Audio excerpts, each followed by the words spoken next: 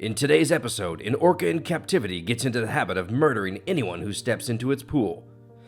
The imprisoned killer whale brutally kills 2 trainers and 1 member of the public, with 1 attack occurring in front of hundreds of spectators. These are the 3 deaths at the hands of the Orca Tilikum. This is ultimate misfortune. Dealing with animals is risky work. Should they feel threatened or in danger, even the most seemingly innocent animal, like a dog, could turn on the trainer. It's hard enough to escape an angry animal. Swimming away from one is an entirely different story. Keltie learned that the hard way. Maybe you've heard of SeaWorld, the aquarium that was in Canada. Numerous aquatic animals were housed in the park, such as dolphins, sea lions, and orcas, to mention a few. Every one of these animals had a personal trainer who taught them the techniques they needed to know.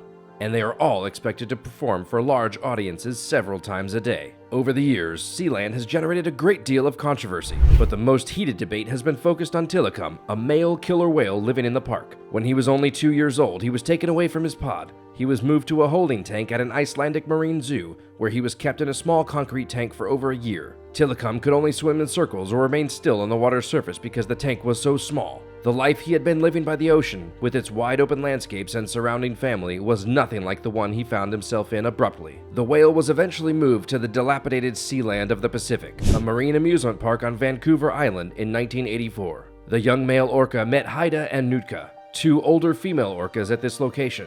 He was kept alongside these other whales, but it was not a comfortable stay. Given that 2 orcas share a tank, they would constantly be battling for supremacy, because in the wild, females make up the top of the social hierarchy in a pod. As a result, Tilikum was imprisoned in a small, 26-foot-tall metal pool for 14 hours every day and was attacked by the females. The young male's situation deteriorated to such an extent that he was eventually taken out of the female group and placed in a hospital pool. It came out that the stress of living with the women had caused him to have stomach ulcers. Trainers at the park described the male whale, despite the controversy surrounding him, as youthful, enthusiastic, and ready to learn.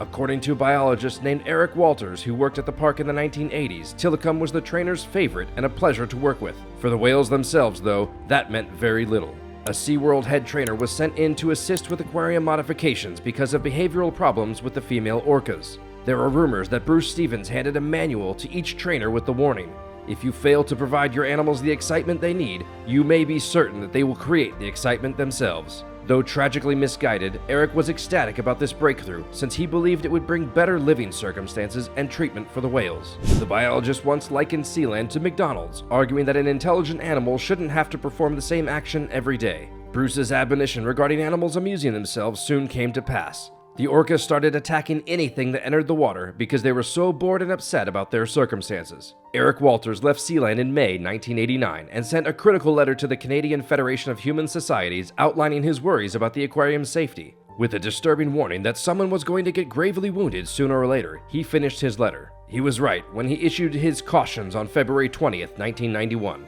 According to Whale and Dolphin Conservation, killer whales, or orcas, are the largest member of the dolphin family. A male orca can be nearly 33 feet or 10 meters in length and weigh around 22,000 pounds. Orcas are highly intelligent and able to coordinate hunting tactics. Female orcas are thought to live up to 80 years of age or longer. The dorsal fin of a male orca is up to 6 feet tall. Orcas are extremely fast swimmers and have been recorded at speeds of up to 33.5 miles per hour. A wild orca pod can cover over 99 miles a day, foraging and socializing. They were given the name killer whale by ancient sailors who saw them preying on large whales. Orcas are still hunted in some countries, such as Greenland. Different kinds of orcas are called ecotypes. They hunt specific prey and live in different parts of the world. As you can see, orcas, or killer whales, are massive, majestic creatures with high intelligence. Their lives are focused around being part of a pod, or a family, socializing and covering great lengths in the vast oceans of Earth. Imagine going from that to a small metal pool where there is no room to swim and no other orcas to socialize with. This was the reality for Tilikum. Now back to the story.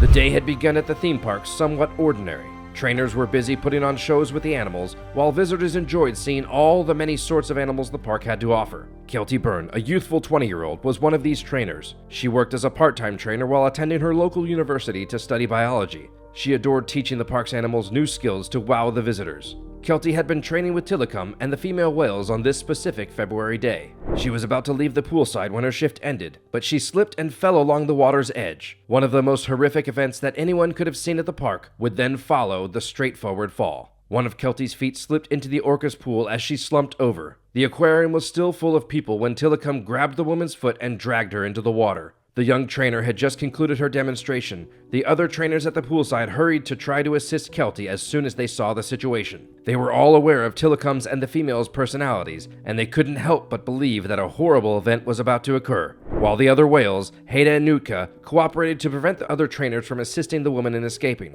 The guests watched in terror as Tilikum dragged Keltie around the pool. Keltie, through it all, cried out for assistance nonstop. She cried out that she didn't want to die and fought wildly in an attempt to break free from Tilikum's grip. Nevertheless, every time she succeeded in escaping the whale, the trio of orcas would collaborate to bring her back. Fearful, Keltie was dragged around the pool and all she could do was scream. For everyone seeing it, it was an absurd and horrifying attack, but for the whales, it was just a game. The other trainers made every effort to assist the terrified woman. To help her get back to the pool's edge, they threw a life ring into the water for her to catch. Nothing worked, not even throwing fish at the orcas or banging on buckets to entice and frighten them away from Keltie. Keltie screamed for aid as she came out of the water under Tilikum's jaws, and then she was silent.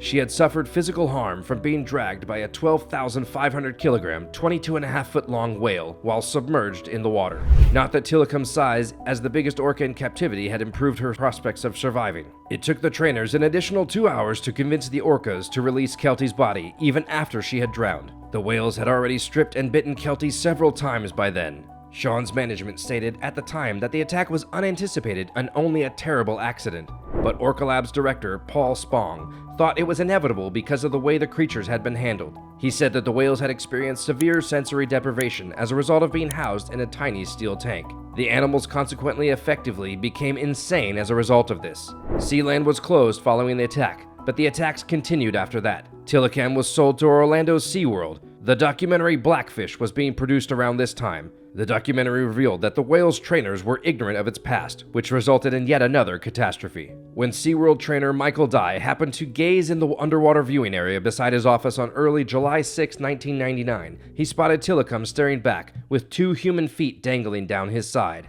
Daniel Dukes, a man who had gotten past security to spend the night at the park, was the victim. He didn't seem to realize that the orca didn't intend to be friendly, and instead wanted to go swimming with Tilikum under the moonlight. After the body was exhumed, it was evident that he had puncture wounds to his left leg, head, and body in addition to numerous cuts. Amazingly, SeaWorld kept using Tilikum in its shows even after this event, which finally led to the death of Don Brancheau, one of the park's most experienced trainers. The attack during the Dine with Shamu program happened in 2010. Dawn was petting Tilikum when she was dragged into the swimming pool. Dawn's lengthy hair was in his mouth. Dawn tried to untangle her hair, but Tilikum's massive size was too much for her. Her colleagues immediately began their emergency plans, lowering a weighted net in an attempt to rescue the woman and the whale, and slapping the water to signal Tilikum to stop. But Tilikum disregarded them.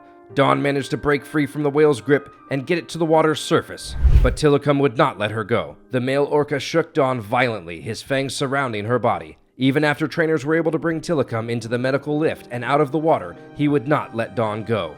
Then, in order to extract her body, her colleagues had to force open the orca's jaws.